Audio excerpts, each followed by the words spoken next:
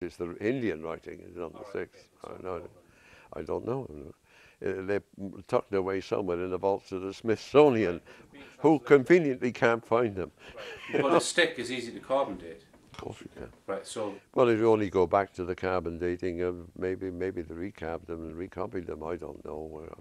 The point is that they had histories that describe antiquity of their own race, which have proven out when people dig up things, like battlefields and so on. They find battlefield skulls and arrows and... You were interviewed on American television when you went over there, weren't you, Alan? Yeah, a little bit, yeah. And I spoke in a conference down in Columbus, Georgia, and Pennsylvania, and I went round, you know. So let me ask you directly: has there been any? I was over there twice. Right. Any Culban inscriptions found in America? Dozens. Right along the east coast, right through the Midwest. We think they sailed. If you look at a map, things look good. What date are these dated to? How can you date stone carving? You know, but the information on them would seem to be 1,500 years old, I would think. There's a cave, one place, a very narrow little cave you've got to squeeze in, and all the walls are plastered with cornmeal. You've got to go up a hill through the woods and all. There's a lot of research being done on this. This is the point. They're finding artifacts, and the American Indians didn't smelt copper, and they're finding copper items, and they didn't smelt copper. They say they didn't.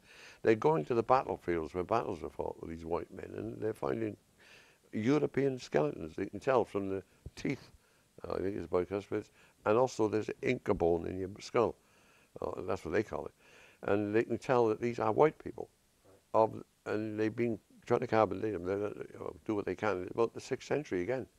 So these people did arrive there in vast numbers. And what about evidence of weaved items and that kind of thing? Yeah, they found mummies in caves with woven cloth wrapped around them. And the Americans, again, didn't weave.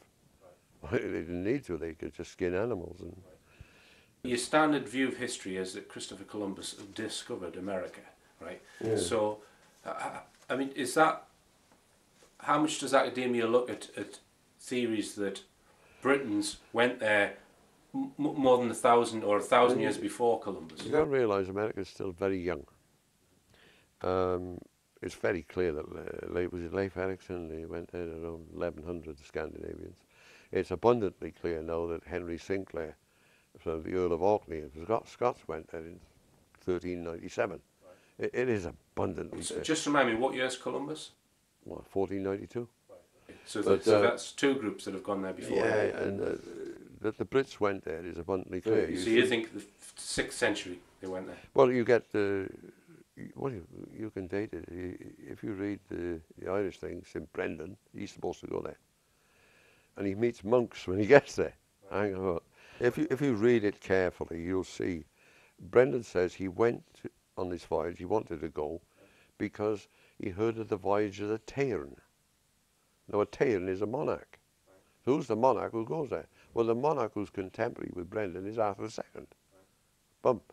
And you trace Brendan's antecedents carefully and see the intermarriages of the lives of the saints. Interesting. Brendan then goes to the men who made ships, and they made him a ship and agreed to sail with him. He didn't go in a leather Irish boat curragh, they call him. He went in a ship. But nonetheless, he gets out and he meets the monks who are already there. And so you got 6th century straight away. Did Brendan go? I believe the Irish have got it right, yeah. So why do you think then that, because you really only get to the truth if you re-examine and are prepared to change your view based on new evidence that comes up. Why is it that in academia and in history, why aren't they prepared to say, no, Christopher Columbus wasn't the first, there was this group and that group and that group went there. Why can't they just admit that? I wouldn't if I was them, not till now, I wouldn't.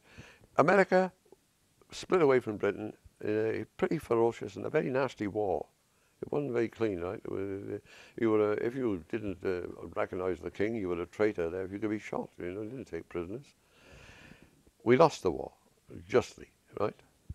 But you can realise we were in Canada in some strength, and they were not a strong republic. They were along the East Coast at the time, so we were a threat. We burned their White House down, didn't we? The French had Louisiana. The Spanish had New Mexico and California. And Texas they wanted, right? You had, I think Florida may have been Spanish.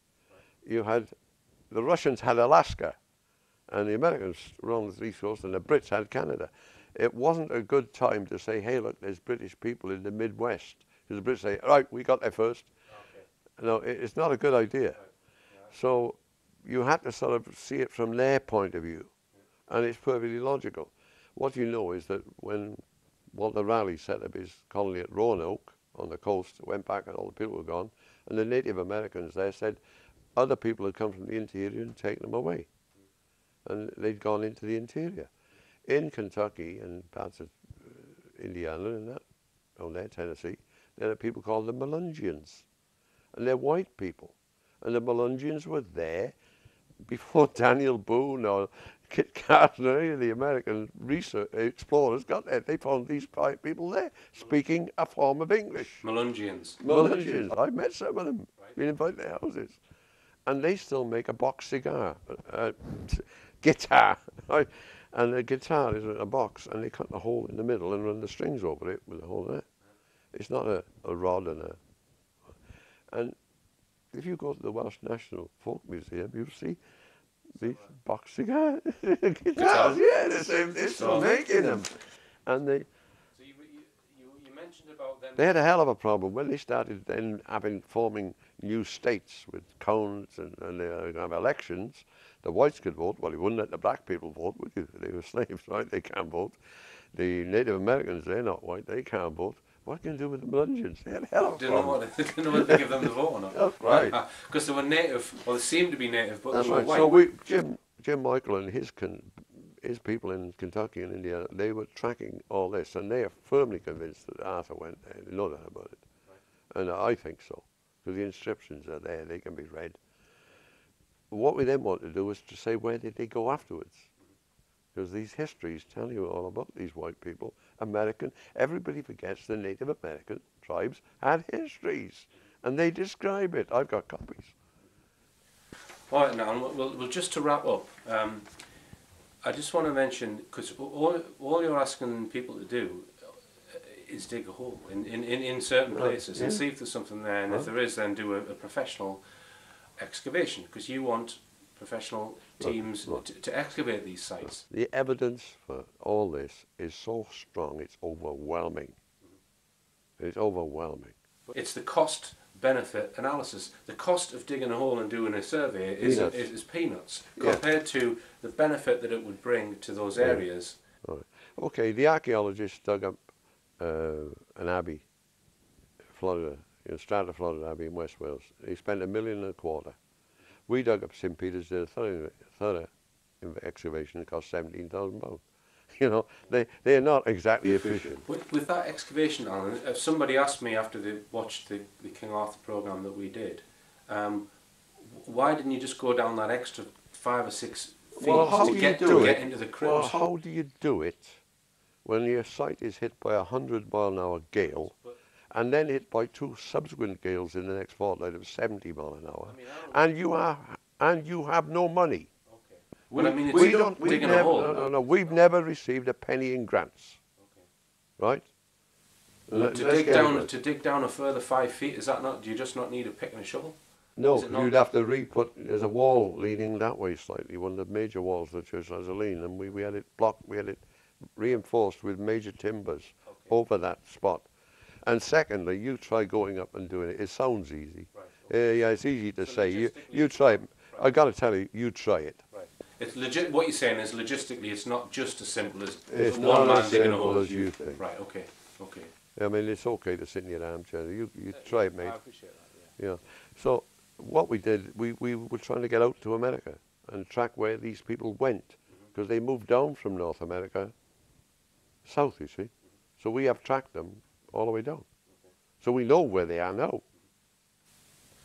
Okay, or the descendants. Yeah. Well, this story and your research is by no means complete. It's in many ways it's the start, because a lot of these areas haven't been excavated fully, or to how you would like them. So hopefully we're going to get the scanning done at first at Unnisa Bull. We've had an offer of a professional company who has ground penetration radar, and I'm in the process of arranging with the landowners to get on that land and for us to go and do the tests. We've had ground penetration radar up there. I appreciate that. So I don't need you or anybody else to tell me. I know. I'm being funny now. I'm And we have one of these German machines. Yeah. And all they're going to do is repeat what we've done. Exactly. But the It's what you call verification. The farmers didn't witness it, and I'm trying to. It's the Indian writing is on the 6th.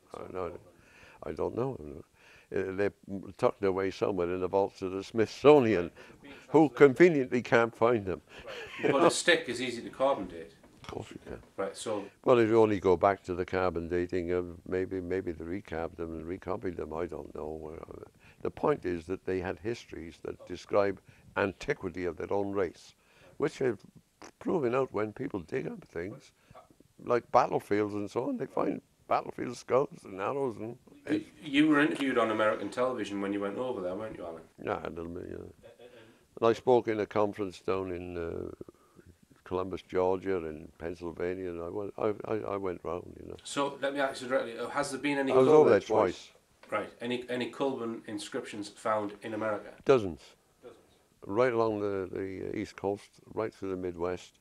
We think they sailed. If you look at a map, things look good. What date are these dated to? These How can you date stone carving? You know, but the information on them would seem to be 1,500 years old, I would think. There's a cave, one place, a very narrow little cave you've got to squeeze in, and all the walls are plastered with cornmeal. You've got to go up a hill through woods and all. There's a lot of research being done on this. This is the point. They're finding artifacts. It's the Indian writing is on the 6th. I don't know. They're tucked away somewhere in the vaults of the Smithsonian, who conveniently can't find them. Right. But a stick is easy to carbon date. Of course you can. Right, so. Well, if you only go back to the carbon dating of maybe they recabbed them and recopied them, I don't know. The point is that they had histories that describe antiquity of their own race, which have proven out when people dig up things, like battlefields and so on. They find battlefield skulls and arrows and... You were interviewed